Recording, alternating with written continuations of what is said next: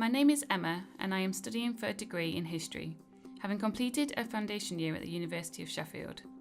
When I was younger, my school suspected I might be dyslexic, but this was never investigated. I didn't finish school due to ill health, but did get some GCSEs by taking the exams at home.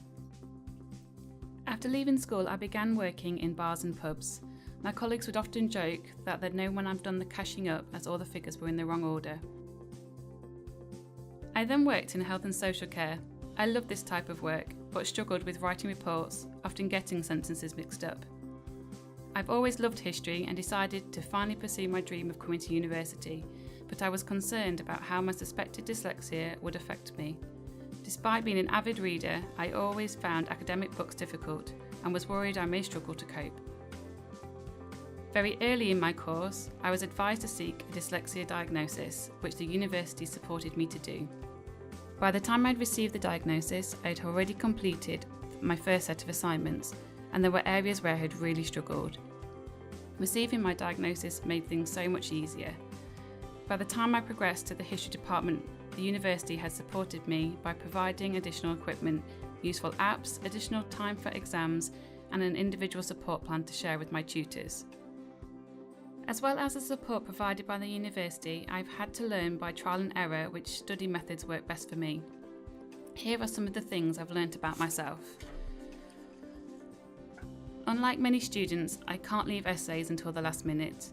I need to produce detailed essay plans, and I always ask my tutors for feedback before I start writing. I need to leave plenty of time for editing, and often ask fellow students to proofread my work. Working in a bright, quiet library doesn't suit me. Instead, I prefer the buzz of a coffee shop, where I can easily take regular breaks.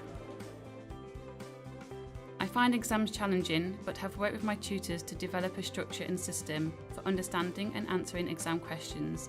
This has made things so much better.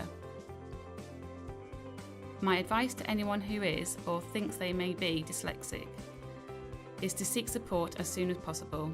I have been amazed at how much help, advice, and additional equipment there is for dyslexic students. Speak to your fellow students. Some of my course mates also received a dyslexia diagnosis around the same time. It affects us all differently, but we've been able to support each other and learn from each other. Tell your tutors. Once they knew about my dyslexia, they were able to work with me on strategies to do really well in my studies. And finally, don't panic.